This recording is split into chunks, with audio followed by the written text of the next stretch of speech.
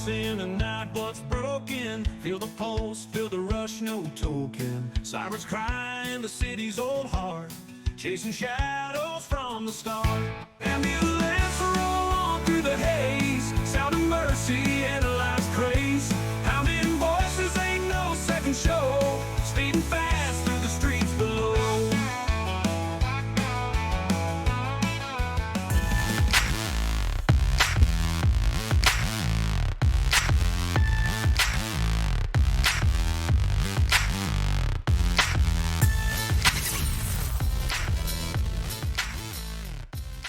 Welcome to episode number 6 of Yucaipa 360. Today we are talking about ambulance service here in the city of Yucaipa and throughout the county of San Bernardino.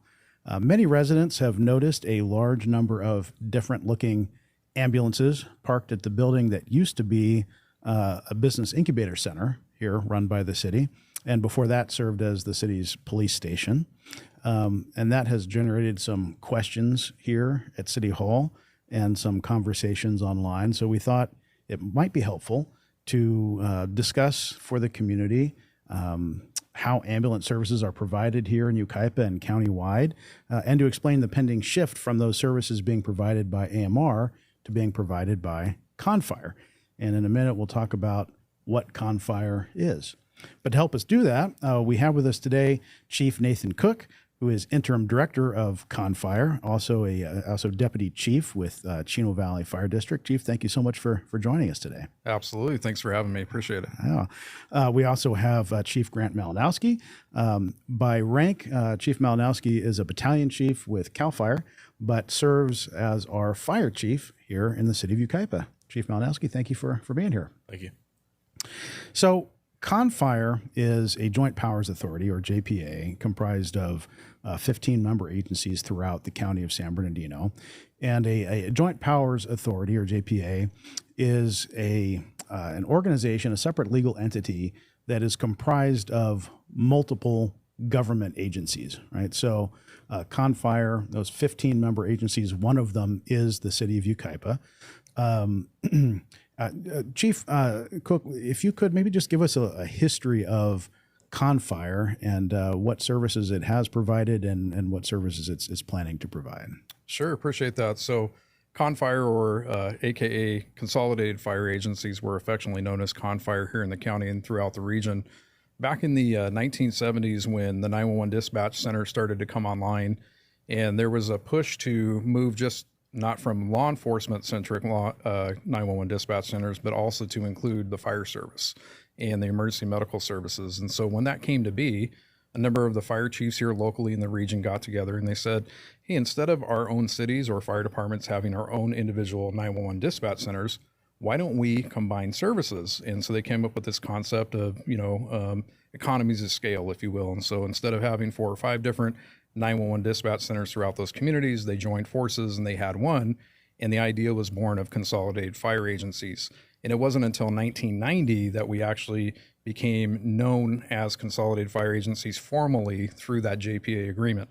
And so, as mentioned before, we have 15 agencies, 9 member agencies, which are owner agencies, and the remainder are contract agencies. And so our primary mission is to provide 911 secondary call center answering for 911 services, fire, rescue, and EMS services. Okay, great. So just so people are aware, in the county of San Bernardino, there is the San Bernardino County Fire Protection District, right, which is countywide and provides fire services, kind of like a JPA. The Fire Protection District is a separate legal entity.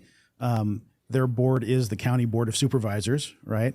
But actually, the city of Yucaipa is not part of the County Fire Protection District. The city of Yucaipa is one of 2 cities in San Bernardino County that contracts directly with CAL FIRE for fire service.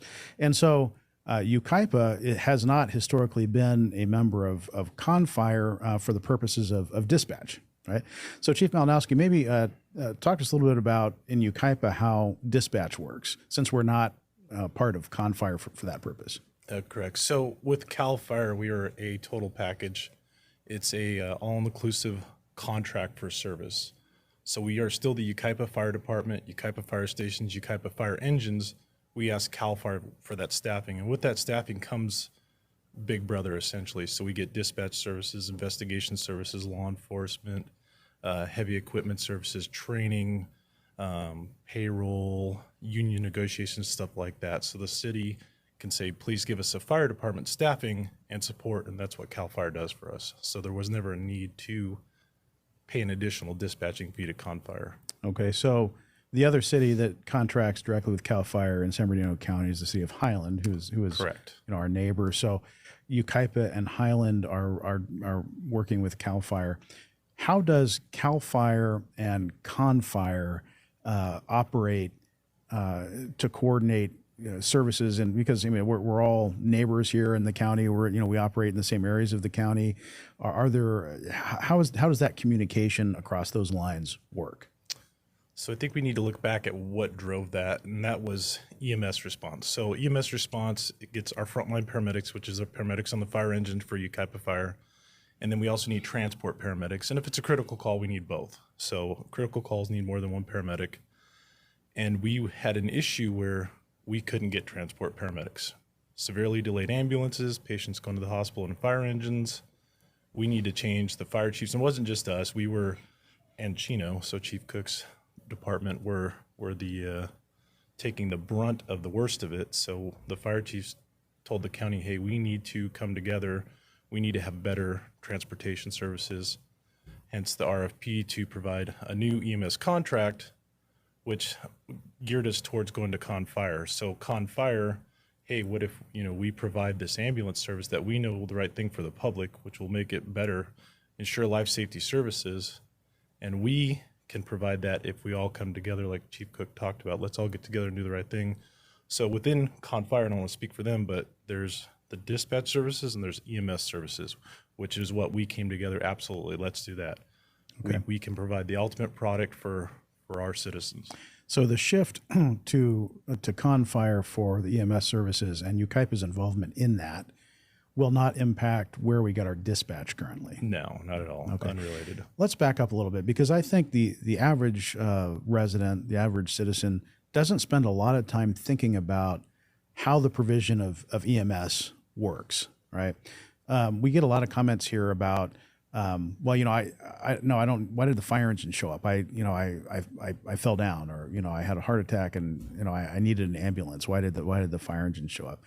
And a lot of people don't realize that the way it's set up here in San Bernardino County, which is the way it's set up in Riverside County and many other places in California, is that the first responder is designated as that fire engine, right? The firefighters and the paramedics that show up on that fire engine.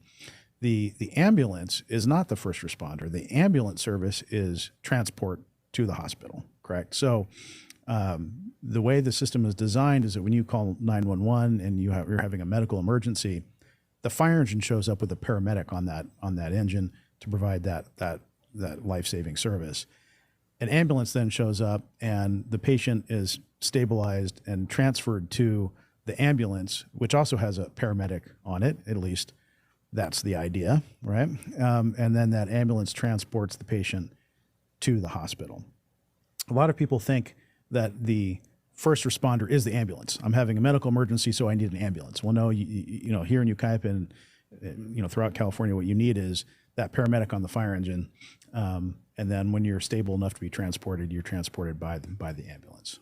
Yeah, and I don't want to not call them first responders. They have that ability. Correct. But it goes back to standards of coverage. So when you have a county standard that says 90% of the time we'll have an ambulance there in 10 minutes, but you need paramedics in 4 minutes, yes, your first responders are those fire engines that are typically available by what we staff to get there and save that life before the ambulance typically would show up. And it's just a numbers game. Right. You touched on something that I want to delve into a little bit more, and that is when the ambulance shows up, that ambulance is supposed to have a paramedic on it. Correct. And what was happening in San Bernardino County, and I can tell you also in Riverside County, because prior to being here in Yucaipa, I was managing the city of Canyon Lake in Riverside County, is that ambulances would show up oftentimes without a paramedic on that ambulance. So they were incapable of providing advanced life support. they could provide basic life support. But if you're having a serious health issue like a heart attack, they were unable to help, right? And I think this started around the time of COVID. At least in Riverside County, from my point of view, that's when the problem first became noticeable. And people are having trouble staffing. A lot of people quit. And AMR, who is the provider in Riverside County, who has also been the provider here in San Bernardino County, was reporting that they were unable to get staffing levels where they needed them, right? And so what would happen often is ambulances would be very late, sometimes not show up at all, oftentimes show up but without a paramedic on them. And when that happens, the paramedic on the fire engine has to stay with that patient and either ride with that patient in the ambulance, or in some cases, patients have even been transported on fire engines to hospitals, which is shocking. And then that fire engine is without that paramedic, and so that engine is taken out of service. In the city of Canyon Lake, we had one fire station with one engine assigned to the whole city. That's a real problem. Even here in Yucaipa, we have 3 fire stations. We have 3 fire engines on at any one time. To take one out of service is a big problem. I mean, these are life and death situations we're talking about, and that needed to be corrected. And so I think that's, and you can speak to this much more in a much more knowledgeable way than I can, but from my perspective, that is what caused a lot of cities to say something has to change. Absolutely. And it's not was happening, it is happening still. So we're still getting daily EMT ambulances, correct. So our frontline paramedics, even if it's not a critical call, are subsidizing the transportation services. So we're pulling a fire engine out of service to go to the emergency room, and we're stripping the city. So it was unsustainable for us, and it still is, which is why I looked for a better option, and that was CONFIRE. Right. I think it's also important to understand the deployment model in the county of San Bernardino that's been set by the county itself. And ultimately what you have is the system was designed with a ALS, advanced life support system in mind, meaning paramedics, right? So when the system was created and crafted, there were a couple different deployment models that the county could have went with and actually went with. And that's what the chief was talking about here is every ambulance in the county of San Bernardino is required to have 1 paramedic and 1 EMT. And that's what makes it an advanced life support unit. And with that 90% of the time, that was relying on your local fire agencies to then also be equipped with advanced life support paramedics on those fire engines to then create a situation where every call has a minimum of 2 paramedics.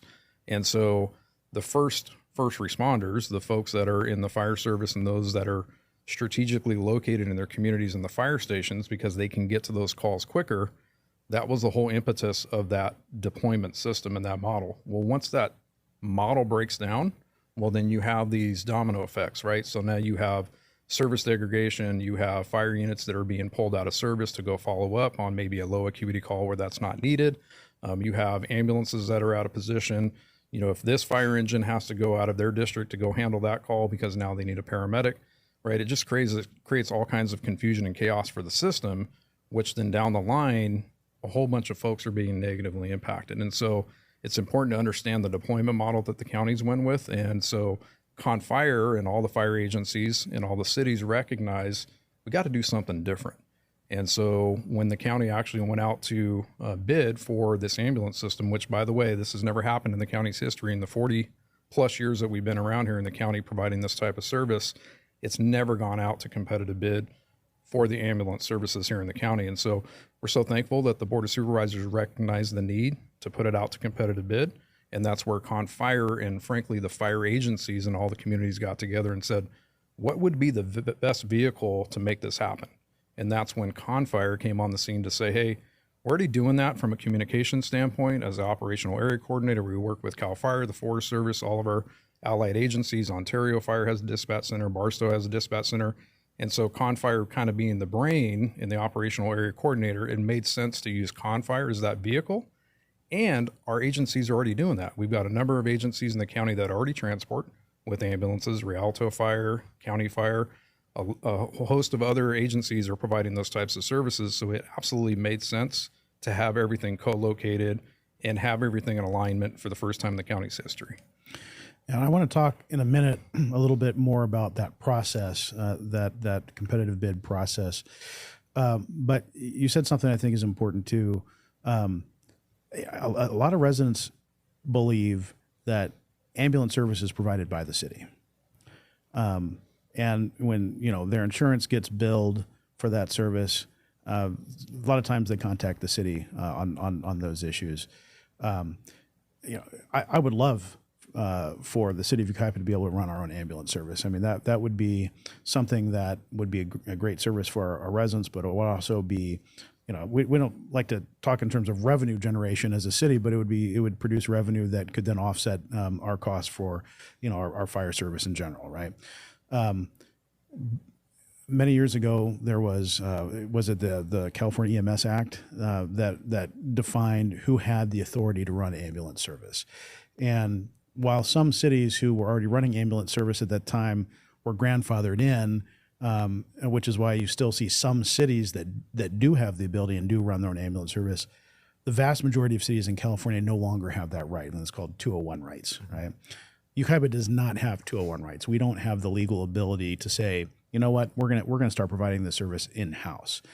Maybe if you guys could explain how that works in most places in California, in San Bernardino County, where we have this agency that's in charge of EMS and how that is set up. Yeah, so we have everything works under exclusive operating areas, which is defined by the county as well as ISMA. That's the EMS agency that oversees EMS services in the county.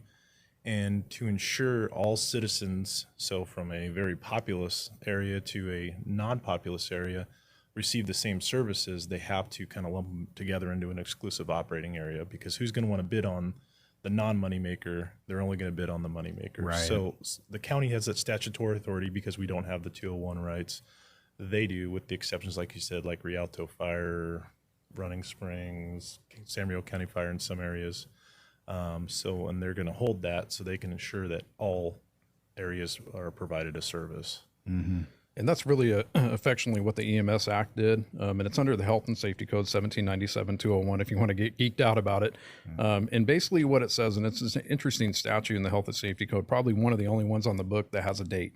So if you were not providing ground ambulance transport services prior to July 1st of 1980, then you couldn't do it, and it would default back to the county that had jurisdiction. And so in this case, as the chief was mentioning, that would be the county of San Bernardino, and ISMA, which is our local LIMSA authority. They're the ones that have that authority. So then they have to figure out, how are we going to provide those services equitably across the entire county for those communities that don't have their 201 rights.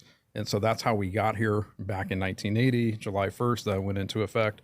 And so what happened was all these EOAs, exclusive operating areas, were put together and they were put in place. And back then you had a lot of smaller ambulance companies that were all merged together with the current incumbent provider.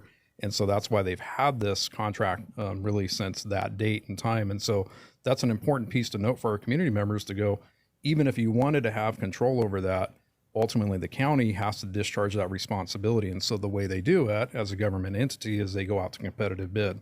And so that's kind of what it led us down to this road to have this conversation today, is that's what the county of San Bernardino did. They said, hey, we feel that it's the right time to go out to competitive bid, to see what is out there, to see what's different, and, to try to change the EMS system as we know it.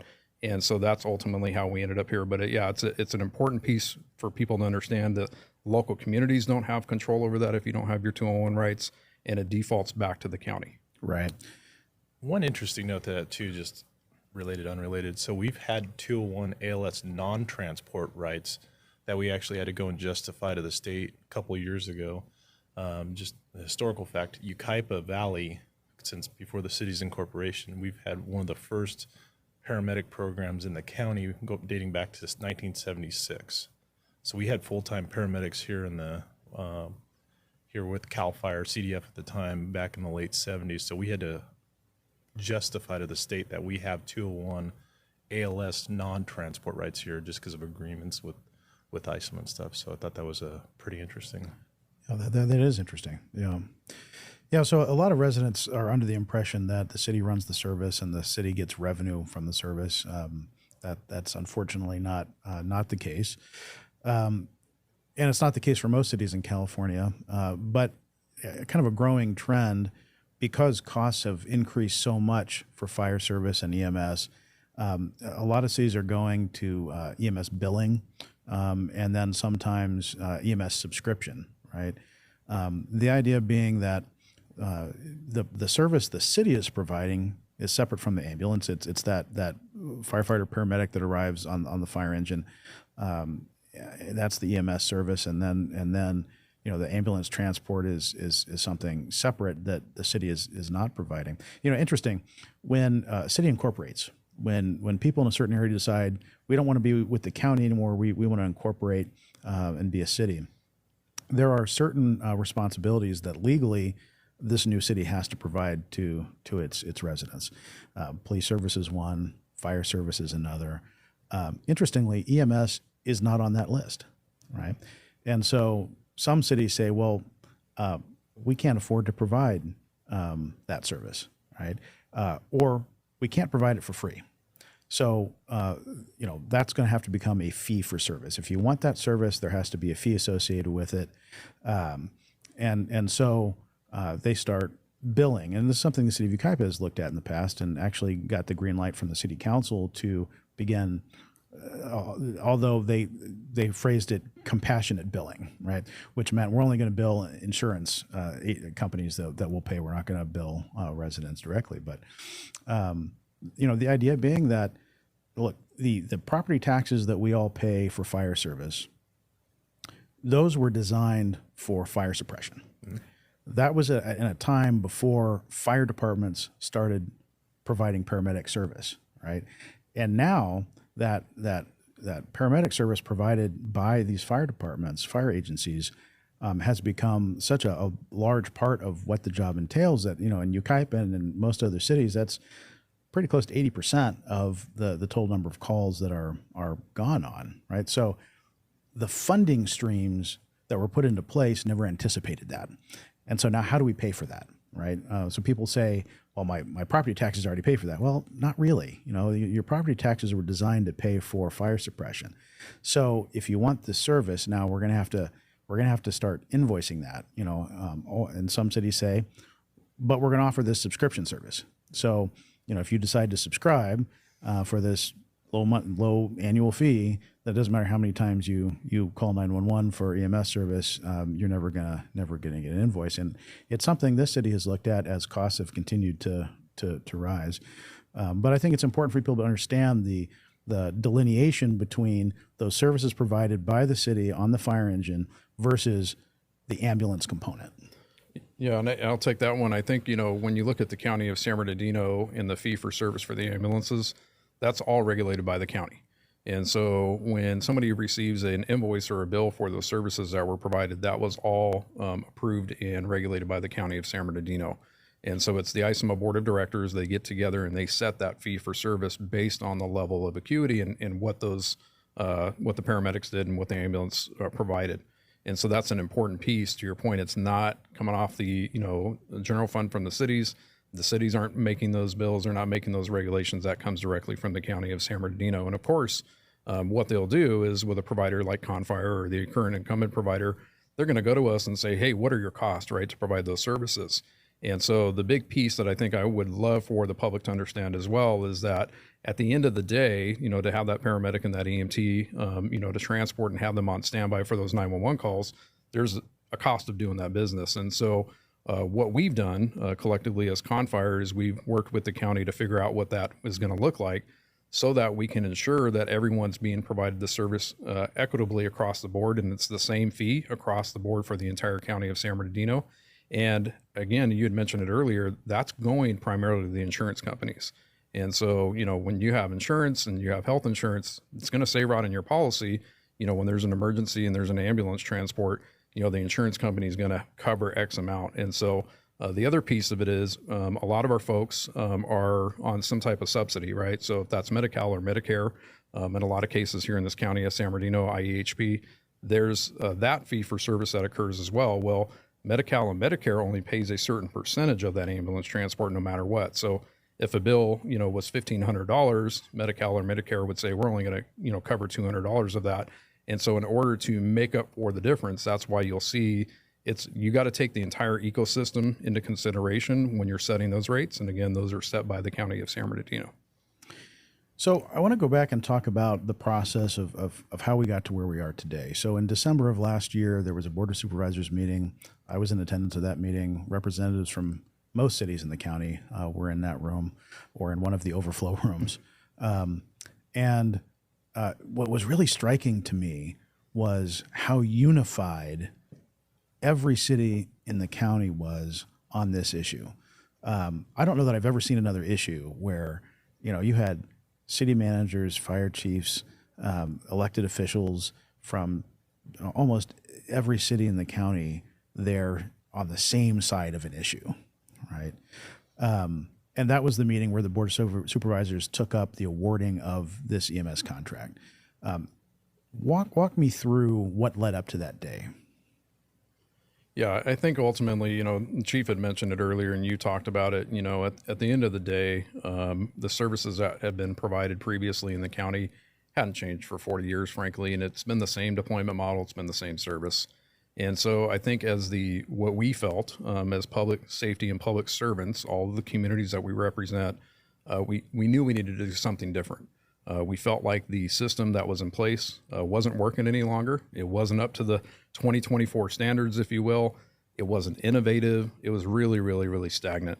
And so I think once we got together and we realized that, and look, when you have this many communities come together, so not only are we 15 fire agencies or communities and cities and districts, you think about it, we've got 30 some odd towns and cities that are represented by CONFIRE with the County of San Bernardino Fire District, right? So they represent 52% of CONFIRE.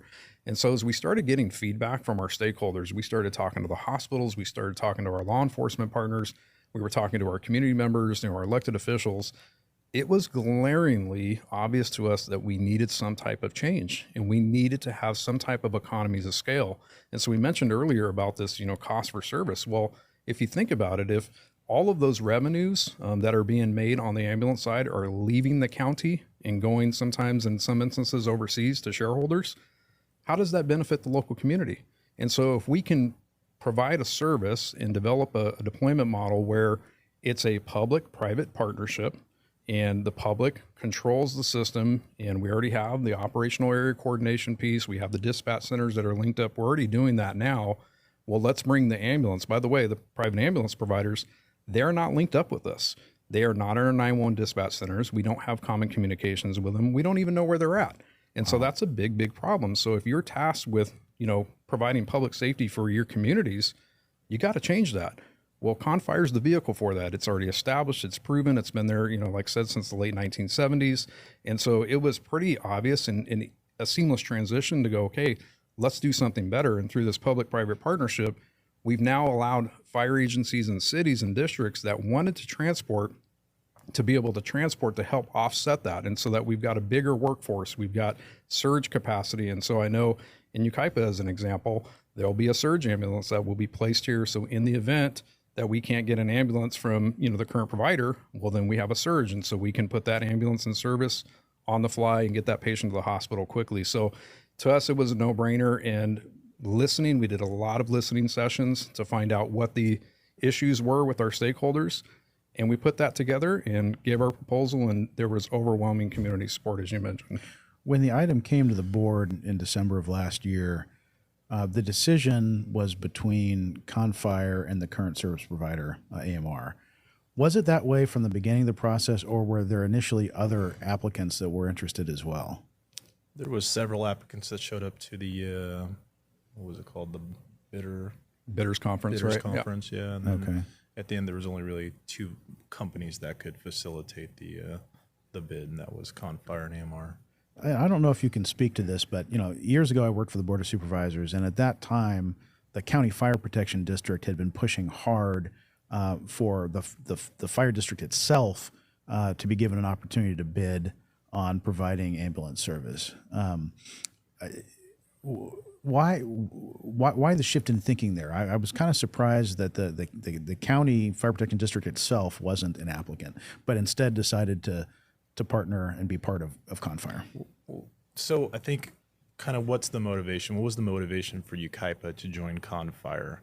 So we were tired of being at somebody else's mercy. We were tired of pleading with the ambulance company to provide our citizens a service they deserve and should have, and it falling upon deaf ears. So how do we do that? How do we change that? We become a stakeholder. So with CONFIRE, we are a stakeholder. So I would be leery here of giving somebody else that control where we're still at their behest to do the right thing, whereas with CONFIRE, we have a voice, we have a vote, and we're a stakeholder in that. So we are CONFIRE, we are providing that service, obviously as a portion of the conglomerate, but it's us. Yeah, and I think the big piece, there's been a number of leadership changes over at County Fire, and certainly thankful for the previous leadership and certainly the leadership that's in place now. And, they've always been CONFIRE, right? So like I mentioned, they're over 50% of CONFIRE. And so when you look at the makeup of CONFIRE, it makes sense to have that stakeholder involvement and to have all of us together as opposed to just one entity doing it. And I think previously that was kind of the way it was looked at as, County Fire was going to come in and provide that service. And we know they would have done a great job, but if you're one of those agencies that are not county fire, you have your own fire department, you have your own community that you're worried about fire protection for. Well, what's your voice, right? And so how do you become a part of that? Well, that's what CONFIRE offers. So the city of Yucaipa, Chief Malinowski, has a seat at the table. You have a seat at the table as a city manager, right, to be able to influence and speak into what that deployment model looks like. Right. One thing that came out of this too, that is regardless of what occurs in the future, is the cohesiveness and collaboration between all the departments. One good thing, a lot of good things came, was CAD to CAD too. So before, you have CONFIRE Dispatch Center, you have Ontario Fire Dispatch Center, you have CAL FIRE, and we do more dispatch contracts than just the cities. The cities are the two all risk contracts.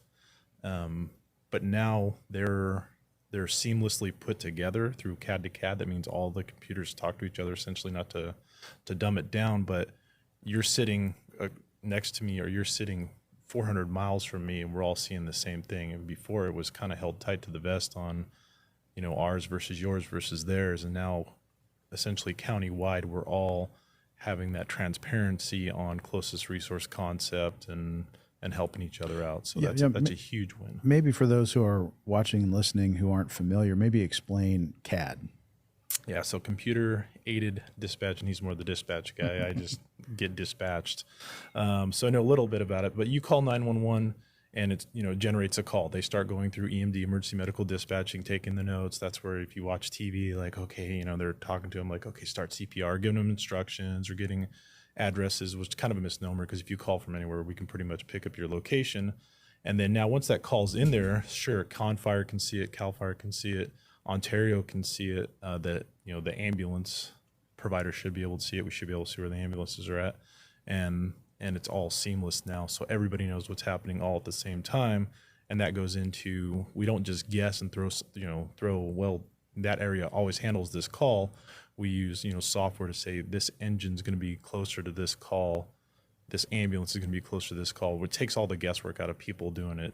The computer does it for you. So CAD to CAD is, our system is communicating with your system, so we all see where all of the resources are. Absolutely, and that's big. I mean, you'd think that would have happened decades ago, but that just came to fruition this year. Yeah, that's state of the art now. Absolutely. Right. No, that's great.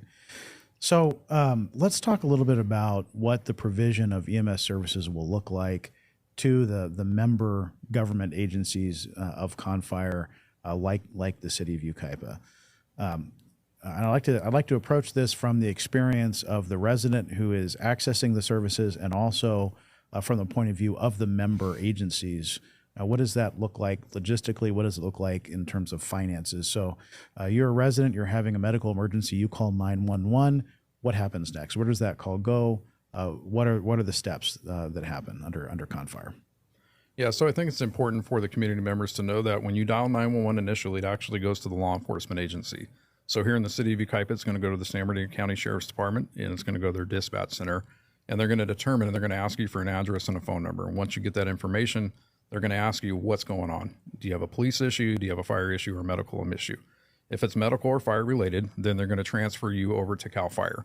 And so in that case, CAL FIRE is going to take the call. They're going to get the information. And another piece that Chief Malinowski mentioned, and both CONFIRE and CAL FIRE have this, and Ontario Fire, we have emergency medical dispatchers. So I like to call them the first responders. And so why that's important is that these folks are trained medically to start life-saving intervention long before a fire engine or a paramedic is even dispatched. And obviously, if we can stop the bleeding early, if we can get CPR going, the chances of survival increase drastically, right? So they're getting that information and they're providing that service immediately over at CAL FIRE. And so the dispatch center is asking for the information. While they're talking to the caller, simultaneously, their CAD, the computer-aided dispatch, is identifying who the closest resource, ALS resource is, that fire engine, where they're at in the city of Yucaipa. They're going to be the closest, most appropriate unit, and they're going to get them dispatched and started. The way it currently works today is then CAL FIRE would notify AMR and tell them we have a medical aid at 1234 Main Street. Here's what's going on. Here's the complaint. And then AMR would determine who their closest ambulance would be a most appropriate unit, and they would dispatch them. Well, you can tell there's going to be a delay in that, right?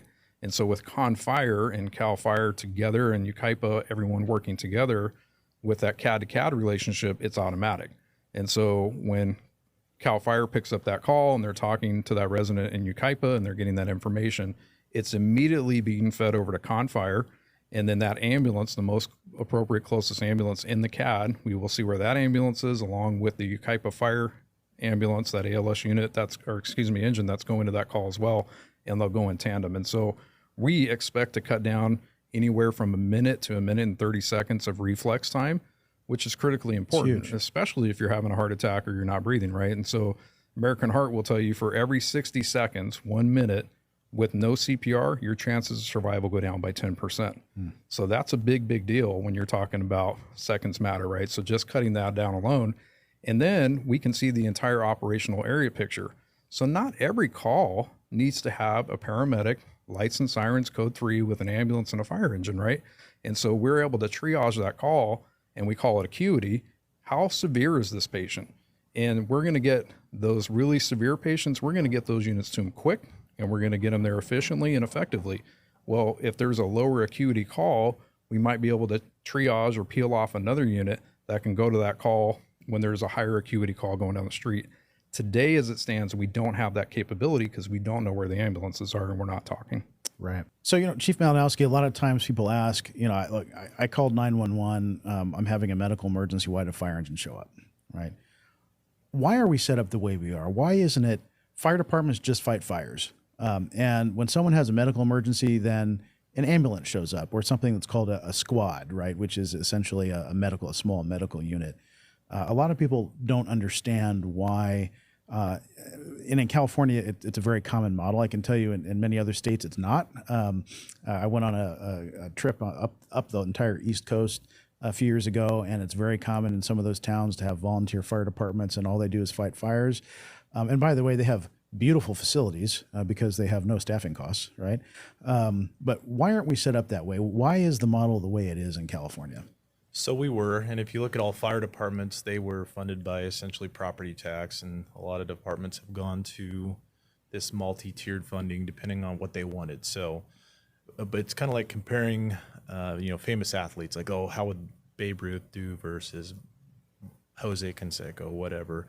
And when we look at that, we're not comparing the eras. So yeah, we used to provide fire service, but if you look at now, if you had an out-of-hospital cardiac event, you were 99.9% going to die 80 years ago. Once we had the invention of paramedics providing pre-hospital life support, now we look at what do we want for essential services. Chief Cooke talked about it earlier. So what essential services do we want? So yeah, we could have the ambulance provide EMS, we could have the fire department provide just fires, cut staff, cut funding, but what services do we want? So we talked about it earlier, for every minute delay is a 10% decrease in survivability. For a heart attack? For critical incidences. Okay. So significant cardiac events, which is a good bulk of critical calls we run on. And the other component of that is staffing. So when we do EMD, we talked about there's different levels. So those top 2 levels, Delta and Echo, you should have 2 paramedics on scene and 2 paramedics transporting, which the ambulance doesn't provide. So the county will provide, regardless of who it is, it's going to be a single ambulance one EMT's got to drive, one paramedic. They're not going to be able to be efficient on critical care calls. They also are going to be held to a 10-minute standard. So when we're saying every minute is a decreased 10% survivability, where do we draw the line? Do we want that 5-minute fire department response where in the first 5 minutes it's kind of a wash? It's that 10% starts after the 5-minute mark if you look at it, because your body can kind of maintain status quo for 5 minutes, and then we start going down. So where do we want to draw the line? You know, in our city, I don't want you to have a 0% decreased chance of survivability. I'm not comfortable with the 10 or 20 or 30 or 40 or 50.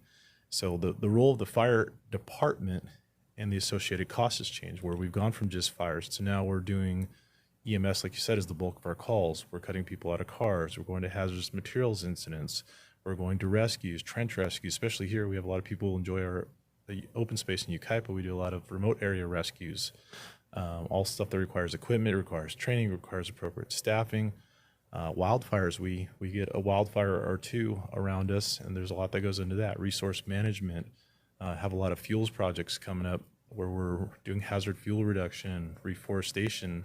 They cause, massive debris flows, which we've dealt with, and we have to clean those up on the city side, increase our infrastructure, decrease and get rid of all the debris flow that's already socked in our basins, torn apart the Wilson 3 basin, and get ready for the next one. And that brings in, new invasive species, which we need to cut out before they create another wildfire threat. So the fire department's role has changed. And what do we want in our city? I know what I want. I live in this city, you live in this city, and I want when you call 911, we get paramedics in a very, very timely manner where they will make a definitive and life-saving outcome. With this shift in the provision of fire and EMS services, and with the really exponential increase in the percentage of calls that fire departments go on that are medical calls, is there a movement away from sending a huge apparatus, a fire engine or sometimes even a ladder truck to a medical call, and instead looking at some kind of a smaller unit response, a squad or something in an SUV or a small truck, so that you're not bringing out the big fire engine every time someone has a minor medical or even a major medical issue. But a lot of the calls, I'm sure, are not heart attacks either. A lot of them are kind of more minor medical calls, and every time that fire engine is rolling out to that call, and that's a lot of fuel, that's a lot of mileage on a very expensive piece of equipment. Are you sensing a shift in the industry towards other service delivery models? Absolutely. So we need to keep costs commensurate with the risk, but you also have to have like a base staffing. So we have to look at standards of coverage. What do we need for critical incidents, workforce deployment, even critical incidents for EMS calls? How many rescuers? We talked about that Delta Echo, the 2 life-threatening calls. We need 3 to 5 rescuers there. So you do need fire engines. We run about 70% medical aids, and then about 30% either a combination of non-medical or like a traffic collision. You got to cut somebody out of a car, but you still have to provide paramedic service. Right. But you need those appropriate tools. A car may be on fire. So if we run out there with a pickup truck, it's going to be a really bad day for them. We can save their lives. We just can't get them out of the car, put the fire out. Right. So absolutely. And that's where if you look at our strategic guide, which I know you're well aware of, that would be our next model, would be a squad. So instead of having a 3-person engine, it would be a 2-person squad, which really fills that need. We need a mission-focused EMS response. So that would, yes, instead of building another fire station, another fire engine, throwing spaghetti at the wall and see what sticks, we look at, what do we run, what would be the most effective, and what would be the most fiscally responsible to meet that need, and it would be a squad. So sure, every fire chief, I'm sure, would love to see more fire engines, trucks, wazoos, helicopters, but yeah, absolutely a squad would be the best thing we could do in our city to increase patient survivability and decrease response times. I don't know that I can promise you a helicopter, but the squad is something I think we really should work on. Absolutely. Yeah, and just to bring it, home, a number of other agencies across the county have already used that deployment model. Chino Valley, we currently do that. Rancho just started a squad program for this piece, and so that's going to be, the wave of the future as well. But to dovetail on that, then let's also be efficient with our resources. And so these low acuity calls that we're talking about, maybe we can hold back the fire response. You know, if somebody's been sick for a week and they absolutely have no other way to get to the hospital and it has to be via an ambulance, well, maybe we can change that response and we can hold back the fire units. Well, we can only do that if we know where the ambulances are and how many we have and that we're adequately staffed. And so in the current configuration, that's not possible to do.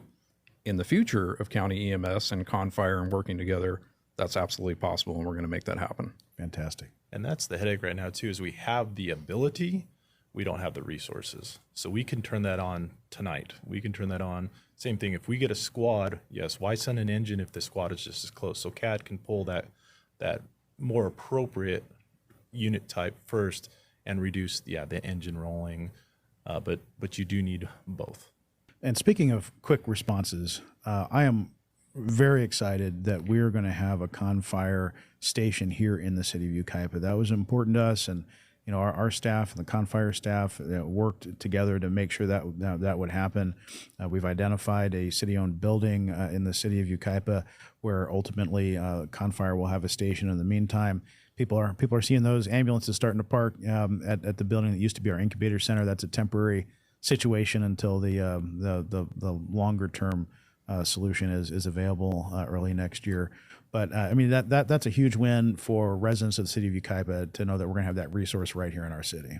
Yeah, and we're super excited. We're so thankful to the city for that partnership. And, you know, we know that what we would affectionately call Yucaipa and the Minchino Hills on the west end of the county is bookends of the county, right? And so this is a hard to serve geographic area, right? Because you don't have resources coming in from Riverside County. They're all coming in from San Bernardino County. And so by having that dedicated resource, 24-hour unit, as we would call it, here in the city is going to be critically important. And then be able to backfill them with other ambulances that come in when that ambulance is on a call, to have that place for those folks to go is going to be critically important to make sure that we're staffed accordingly and that we have that appropriate resource there for that type of call. Right. That's huge. Another question we get a lot has to do with finances. So you may be aware that the city of Yucaipa has been running a deficit. We have a structural deficit within our budget. It's something that we've been working on fixing. The voters of Yucaipa did pass Measure S, which is a 1% sales tax measure on the November ballot, so that'll be a huge help. What are the financial implications for cities who are members of CONFIRE, specifically for the city of Yucaipa? Is this, what kind of a financial commitment is it, and is there potential revenue there as well? Yeah, I think, early on, just like any other agency of part of a JPA, there is an initial, what we would call a buy-in or, a contract fee for the city of Yucaipa to join, and it was nominal. And that was really to have a buy-in and, for the risk that we were taking on as a collective joint powers authority. And so that's been solidified by the city of Yucaipa. And moving forward, and we had mentioned it before, is the revenue that's generated from ambulance transports can be significant. We can now do some innovative things that are out there. So we can do community paramedicine. We can do things that we haven't been able to provide in the past. So another thing that we offer at CONFIRE is our emergency communication nurse system. And so we have registered nurses embedded in our 911 dispatch center. So in the event that you call 911 and it's a low acuity, so it's a lower threshold call, it's not a life-threatening call, somebody may be sick, for a week. COVID was a big deal. And so instead of flooding these emergency rooms with patients that didn't need to be seen right away, we can transfer the caller to a nurse. And the registered nurse, it's a nurse hotline in effect for 911, can triage the call and get them the help they need without having to send a 911, ALS, fire department, and ambulance response. That's important, and so that we can hold back those fire units for the fire protection and fire threat that's out there.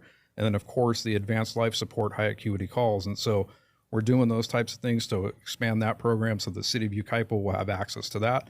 Your residents, when they call 911, if it's low acuity, we're going to have them go talk to our nurse and get them help other means. So that's what those revenues will go towards, stuff like that. Well, if you look at the motivators too, you're going to get a different product when you have a 4-patient care model and when you have a model that has to produce a profit. When you're a for-profit model, you're geared towards making a profit for stakeholders versus what's our mission. Right, which brings up another interesting point. Profit versus JPA, which is essentially government, right? Some of the questions we've received have been along the lines of, well, are these going to be now public employees that have pensions, and are your costs going to end up being much higher than the private sector running this? And speaking of private sector, CONFIRE is working with a private sector partner, Priority Ambulance. So maybe let's talk about that side of this a little bit. How does that work? So the county sets the reimbursement rate. So going into this, everybody knows what the reimbursement is initially. And yeah, we'd be good stewards of the taxpayers' money. So if we can do it for less, we do it for less, and the county can adjust those rates. So there was no differently set rates for the provider. You're bidding on basically a known quantity, and can we do it? What's the feasibility? Can the fire service with a public-private partnership do it? And that's where, yes, if we went full fire model, it would be too expensive. We need that partner who can provide maybe that just EMS focus. They don't have the all risk staff like we do, but is essential for other reasons we talked about. So yes. And what CONFIRE had to do, just because we are a governmental agency, is we had to go out for a competitive bid as well when we wanted to find a private partner that would be in this with us. So, excuse me, we opened that up, and ultimately Priority Ambulance, they're based out of Tennessee, Knoxville, Tennessee. They came on station and showed us what they were able to bring to the table, and we were thrilled. That's been their model throughout the U.S., that they do public-private partnerships throughout the United States. And right now, I believe they're the second or third largest ambulance company in the nation. So they've been around. They know what they're doing. And so they haven't been in California. And so folks haven't seen them here regionally quite yet. And so we're super excited about them bringing what they have been able to provide across the United States here to California in that public-private partnership model. And so, the economies of scale, we just keep mentioning over and over again, is that, when you have this partnership, you get to take the economies of scale of what government brings to the table, with our staging locations, with the fire stations strategically located through our communities. And then we get to be able to partner that and couple it with the private industry, which they do really well in a lot of aspects, right? And so it's competitive. And so we want this to be a competitive market. And so what they bring to the table. And what's fascinating with CONFIRE compared to, maybe some other providers that have been out there, because of this model, we call it a unit hour cost, is actually significantly lower in a public-private partnership model than just a private model. Really? And so we've been able to prove that, and we get that same reaction. Well, how could that be? Because government is so expensive, right? Well, when you use the economies of scale, when you have a dispatch center that is already operational as the operational area coordinator, and you coordinate all these efforts together, you can actually cut down on a lot of waste, and you can cut down. So the current provider has to have their own dispatch center. They have to have their own mechanics. They have to have fleet service, right? There's all these things that they have to provide, HR, fiscal. Well, when you're doing that collectively as a JPA with all of these agencies involved, you get to cut down that cost, which then helps everybody out. So it actually ends up being cheaper to provide that service. And I think that's another reason why the county selected CONFIRE, frankly, is to go, hey, we can actually do it in a better economies of scale because we bring the bearer and the weight of all of these agencies together. So will the paramedics who arrive in the ambulances be private employees of Priority Ambulance, or will they be government employees of CONFIRE? Yeah, so that's a great question. And we're thrilled to announce, and we're so thankful that the Board of Supervisors put in our RFP that we are required to hire the incumbent workforce. So I want to make sure that everyone hears that loud and clear. At the incumbent provider, AMR, we have already onboarded all of their employees in a part-time status. There was over 800 of them That's come huge. over and be prepared. And so we're taking them on. Priority Ambulance is the one that they will work for. So they will not work for a government, so there's a lot of concerns about retirements and all those things. So it lowers the burdens to the cities as far as unfunded liability and those types of things. And so they'll continue to work on the private side. They'll work for Priority Ambulance. They'll be Priority Ambulance employees. But the big thing here, again, economies of scale. Well, now we get to look at these employees. This becomes our recruitment pool, right? So CAL FIRE, Yucaipa, they get to look at all these folks and go, these are the folks already working in our communities and they're doing a great job. We're going to slide them over and let them become firefighter paramedics and do that all risk model. And so we get a free crack at them, if you will, to be able to see how they would integrate into our communities. And so we don't have that currently because there's such a silo. So, but yes, just to clarify, those employees will be working for Priority. On the communication side, the dispatch and all of that's going to be done by the fire agencies, CONFIRE, CAL FIRE, the City of Ontario will continue to provide those services. But the folks, the boots on the street will be priority employees, and it will be the AMBAR, incumbent workforce. So nobody's losing their jobs. They're still here, staying in their communities. And so we're thankful again to the board for recognizing and making that a mandate. That's something we wanted to do anyways. So Chief, we're talking about not enough paramedics on the streets right now. We're getting BLS ambulances still every day countywide. Can you speak to the hiring and where we're at with the CONFIRE staff as far as paramedic and EMT applications? Yeah, right, wrong, or indifferent, we have 150% of the workforce we need. Wow. And so once we brought on the incumbent provider and all those employees, of course, we opened it up to the outside. And so we landed with 150% of what we need. And so that's a great place. And so It's incredible. Yeah, you hear a lot about staffing shortages, and I'm sure in certain places there may be that. We haven't quite experienced it yet. Why do you think that is? Because all we've been hearing for at least the last 4 or 5 years is we can't hire enough paramedics. We can't find them. There are not enough people who want to do that job. And yet you've been able to hire 150% of the staff you need day one. What accounts for that? Yeah, I think it's a combination of things. Certainly, one of the things that Priority Ambulance and CONFIRE did immediately is we went out into the community and we started our own programs. And we started with the EMT level. And so we went into our communities because we weren't sure, were the incumbent workforce, did they want to come work for CONFIRE? We don't know. The incumbent provider, they're big, they can go transfer to other regions, and that's been offered to them. And so we weren't quite sure. And so to make sure that we had that intact, we actually started our own EMT programs, and we actually pulled members from our community and we sponsored them and we sent them to EMT school. And so I think that was kind of the catalyst of that. And then I think, people are excited about what's going on with CONFIRE. And, I think we've had folks from, throughout different regions that have applied here that are paramedics outside of this county. That are looking to see what we're doing here. And I think there's an excitement around this public-private partnership concept. And so if you're thinking about going into public safety, or you're going to get into the hospital healthcare industry, getting into this model that's so unique, that's really unlike any other in the state of California right now. We're the only public-private partnership model of this size and magnitude where we're bringing 15 agencies together. There's something special about that. Yeah, absolutely. So how many employees will there be of CONFIRE itself, government employees who are employed by the JPA? Yeah, so when it comes to CONFIRE itself, we're staying with the current configuration. We've had to upsize the organization a little bit. And so all told, you're going to have about 100 employees at max that will be CONFIRE employees. 90% of them are the dispatchers. We already have on station. They're already providing that service. And then we'll obviously bring in some folks to help us with the HR and the finance side, but all told about 100 employees. And so it's not going to be significant compared to about 1,100 employees in total that we'll have in the system. About 100 will be CONFIRE employees. And again, a majority of them are already here, and they were already with CONFIRE prior to doing this. Okay. Speaking of CONFIRE employees, you have kind of an interesting background, right?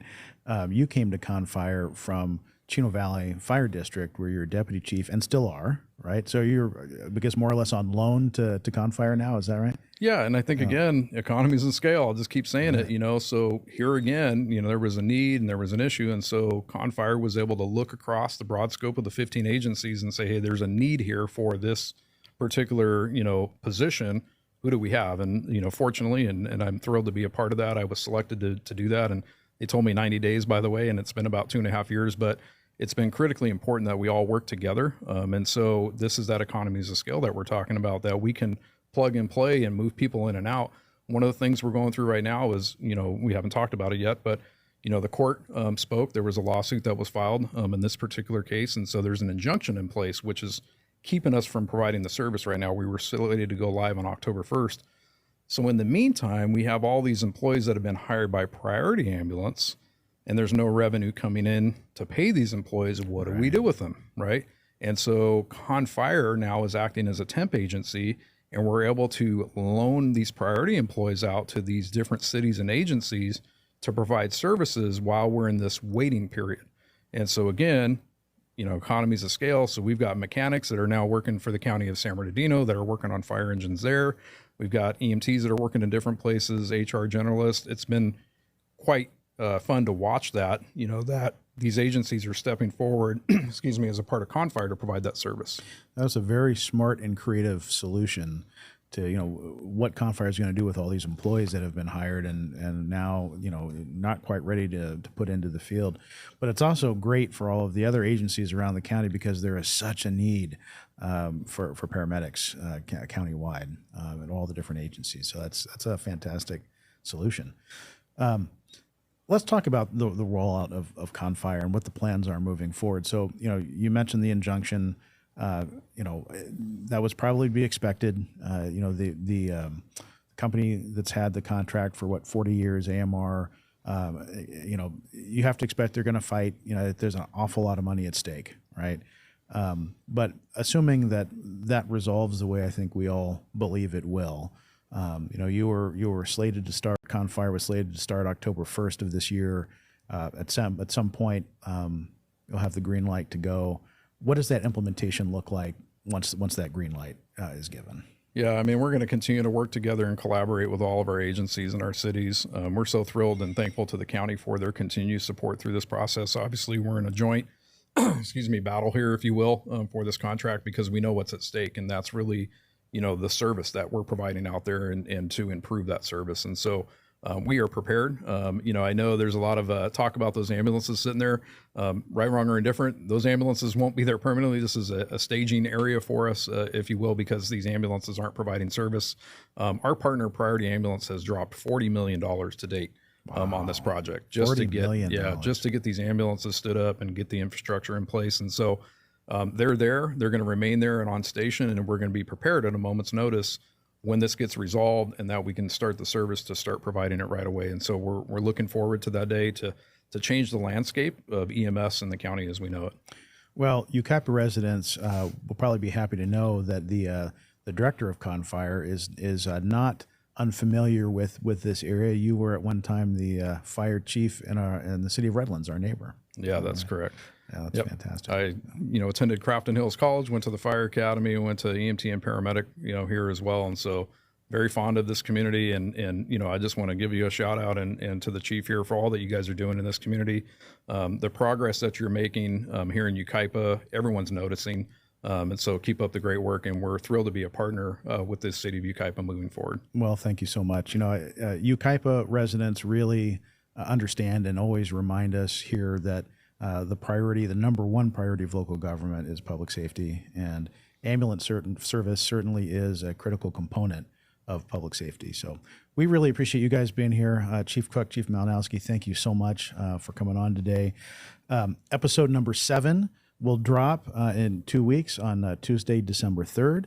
And until then, we hope everyone has a very happy Thanksgiving. And thank you all for watching and listening to Yucaipa 360.